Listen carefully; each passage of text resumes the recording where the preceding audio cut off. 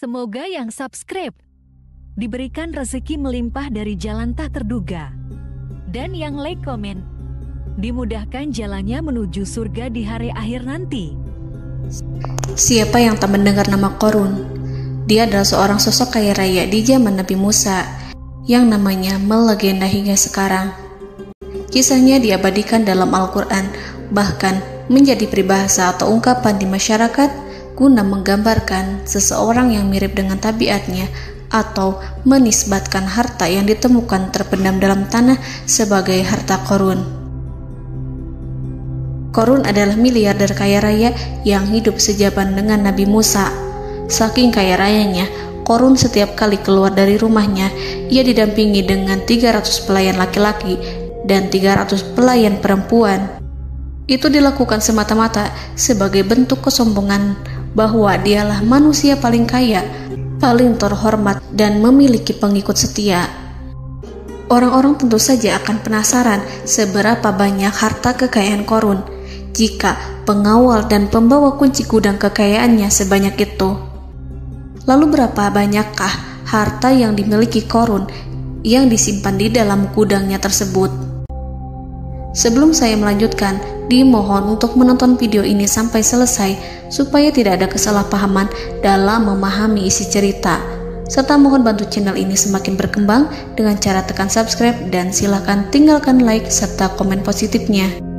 Semoga dukungan pemirsa Risalah Kehidupan bernilai pahala dan menjadi wasilah dimudahkannya segala urusan pemirsa sekalian.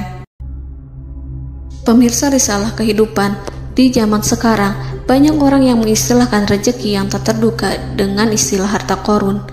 Lalu, dari manakah sumber harta kekayaan Qorun yang sangat luar biasa itu? Serta di manakah Qorun dan hartanya ditenggelamkan? Siapakah Qorun dan bagaimana kisahnya dengan Nabi Musa? Qorun merupakan kaum Nabi Musa alaihi salam. Disebutkan oleh Ibnu Jurayj, nama lengkap Qorun adalah Qorun ibnu Yashar, ibnu Qahis, ibnu Lawi, ibnu Yakub. Ia merupakan putra paman atau sepupu Nabi Musa alaihi salam. Pasalnya, Nabi Musa alaihi salam sendiri adalah putra Imran, sedangkan Imran adalah putra Qahis. Dengan kata lain, Qorun masih satu kakek dengan Nabi Musa alaihi salam, yakni kakek Qahis. Ia adalah umat Nabi Musa yang taat. Tidak hanya memiliki banyak harta, Qorun juga termasuk orang yang cerdas dan berilmu. Ia menguasai ilmu duniawi dan ilmu ukhrawi, dan tercatat bahwa Qorun adalah ahli di bidang kimia. Dirinya tercatat sebagai ahli kitab Taurat setelah Nabi Musa.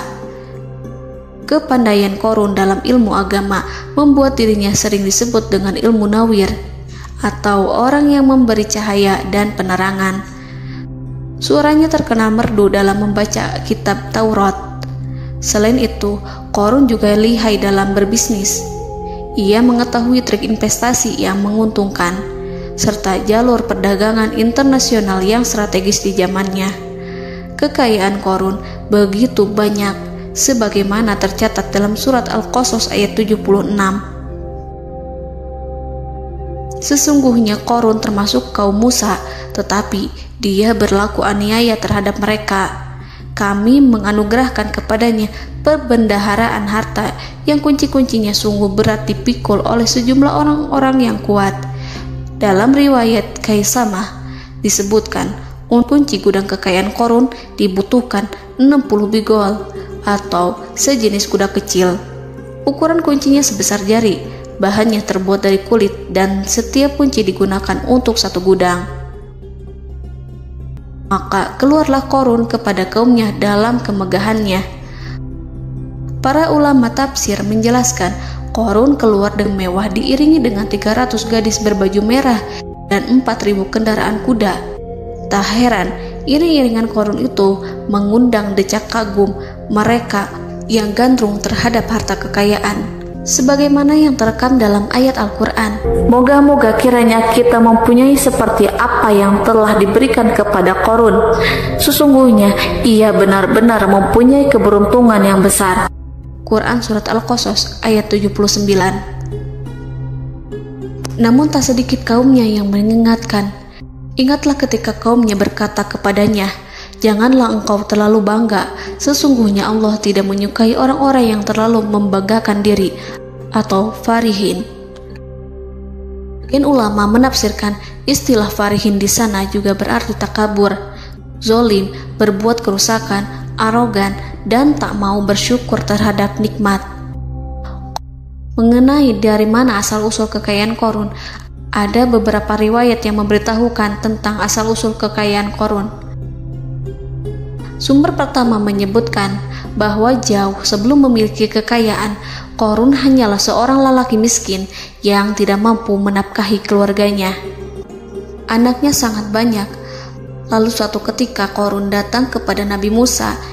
Ia meminta Nabi Musa alaihissalam untuk mendoakannya agar Allah memberikan harta benda yang banyak. Qorun juga meminta Nabi Musa mengajarinya ilmu kimia dan ilmu-ilmu kehidupan lainnya.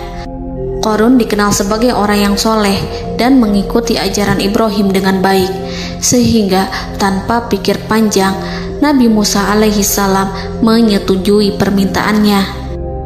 Allah Subhanahu wa Ta'ala mengabulkan doa Nabi Musa. Qorun diberikan kecerdasan luar biasa dan menguasai ilmu yang telah diajarkan kepadanya. Qorun menguasai teori dan praktik pembuatan emas permata dan beragam perhiasan mewah lainnya. Ia juga pakar dalam ilmu arsitektur, rancangan bangunan, penataan kota, dan lain sebagainya. Tidak lama setelah itu, hidupnya berubah. Qorun pun hidup dengan bergelimbang harta. Ribuan gudang yang dimilikinya penuh dengan emas dan perak. Namun sayangnya, keberuntungan yang didapatkannya membuatnya gelap mata. Qorun mulai hidup dengan penuh pamer, keangkuhan, dan penuh kesombongan. Kekayaan yang diberikan Allah Subhanahu wa Ta'ala membuatnya lupa dengan Sang Maha Pemberi. Qorun merasa lebih terhormat dan mulia dibandingkan Nabi Musa. Ia pun akhirnya membelot dan durhaka pada Musa. Ia mengingkari janji-janjinya dulu dan beralih menjadi pengikut Fir'aun yang setia. Loyalitas Qorun terhadap Fir'aun membuatnya diangkat menjadi kepala mandor yang membawahi ribuan pekerja. Dikisahkan bahwa Qorun bersikap semena-mena terhadap para pekerja. Ia tega memotong upah mereka. Ia melakukan korupsi demi membangun istana dan kemegahannya sendiri, dan untuk membangun gudang-gudang penyimpanan harta yang telah ia kumpulkan jauh-jauh hari. Ketika datang perintah zakat, Nabi Musa alaihissalam pergi menemui Qorun dan memerintahnya mengeluarkan zakat sebesar 1 dinar dari setiap 1000 dinar hartanya, 1 dirham dari setiap 1000 dirham, 1 kambing dari setiap 1000 kambing, dan seterusnya. Setelah Qorun menghitung seluruh hartanya, ternyata jumlah zakatnya sangat besar. Kekikirannya pun mulai menghalangi hatinya untuk mengeluarkan zakat. Qorun enggan membayar zakat ketika Nabi Musa alaihissalam menagih zakat yang diperintahkan oleh Allah untuk ditunaikan olehnya. Ketika Qorun dimintai zakat, ia langsung marah dan tidak memberikan sedikit pun kekayaannya. Dia berpikir bahwa harta kekayaan yang dimilikinya didapat dari hasil kerja dan usahanya, dan tidak ada kaitannya dengan siapapun, termasuk Allah Subhanahu wa Ta'ala. Janji Qorun untuk lebih taat beribadah dan membantu sesama jika diberi kekayaan oleh Allah dilupakannya. Dia mempergunakan kekayaannya tersebut dalam kesesatan, kezoliman, dan permusuhan, sehingga membuatnya menjadi sombong dan terlena. Orang-orang beriman pada masa itu sering menasihati Qorun untuk bersyukur atas nikmat yang telah Allah berikan, tetapi dia tidak mengindahkan nasihat tersebut. Dari sikapnya tersebut sudah jelas bahwa Qorun tidak membutuhkan nasihat kebenaran, bahkan merasa tidak takut dengan ancaman Allah, sebab Qorun merasa sudah memiliki segalanya. Qorun merasa dirinya hebat dan pintar serta punya banyak pengikut setia, punya banyak pengawal, dan merasa aman karena dekat dengan Raja Fir'aun. Korun berkata, "Sesungguhnya aku mendapatkan harta ini karena ilmu yang ada padaku." Korun sangat sombong. Ia merasa hartanya didapatkannya sendiri tanpa campur tangan dan kehendak Zat yang Maha Kaya, yakni Allah Subhanahu wa Ta'ala. Apakah Korun lupa ataukah ia tidak tahu bahwa Allah telah membinasakan orang-orang sombong sebelumnya, yang bahkan lebih kuat darinya, yang lebih kaya darinya, yang lebih banyak pengawalannya, lebih kokoh dan tak terkalahkan dibanding dirinya? Karena terdorong sifat kikir dan angkuh, maka Korun membuat rencana untuk melakukan tipu daya agar dia terlepas dari kewajiban membayar zakat. Dia ingin menjatuhkan nama baik dan citra baik Nabi Musa. Kemudian dia mengumpulkan tokoh-tokoh konglomerat Bani Israel. Ia berkata kepada mereka, "Wahai saudara-saudaraku, terhadap apa yang diperintahkan Musa untuk membayar zakat, apakah kalian akan mematuhinya? Sekarang dia hendak mengambil harta yang ada di tangan kalian, maka pikirkanlah suatu cara untuk menghindari perintahnya."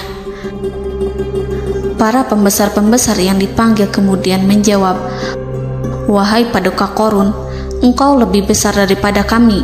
Kami akan melakukan apapun yang kau inginkan." Korun berkata, "Datangkanlah kepadaku wanita cantik. Aku akan memberinya hadiah besar jika ia berhasil menggoda dan memfitnah Musa."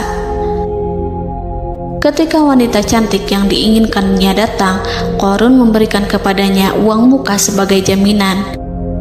Ia akan membayarkan seluruh yang dijanjikannya ketika berhasil menjalankan misinya. Bukan hanya itu, Korun pun berjanji akan menjadikan wanita ini sebagai istrinya. Keesokan harinya, Korun mengumpulkan Bani Israel. Setelah itu, Korun menghadap kepada Nabi Musa seraya berkata, "Orang-orang menanti kedatangan Anda, sampaikanlah saran dan nasihat kepada mereka." Nabi Musa kemudian keluar dari rumahnya. Ia mulai menyampaikan nasihat pada umatnya. Di antara nasihatnya, beliau berkata, "Barang siapa yang mencuri, aku akan memotong tangannya. Barang siapa yang memfitnah, aku akan mencambuknya sebanyak 70 kali. Barang siapa yang tidak mempunyai istri dan dia berbuat zina, maka aku akan mencambuknya sebanyak 70 kali. Adapun barang siapa yang memiliki istri dan ia berbuat zina, aku akan rajam dia sampai mati." Korun kemudian berkata, "Apakah ini juga berlaku untuk Anda jika Anda sendiri yang berbuat zina? Apakah Anda akan menerima hukumannya?" Kemudian Nabi Musa menjawab, "Ya, meskipun saya sendiri yang melakukannya." Maka kemudian Korun memanggil wanita yang telah dibayarnya.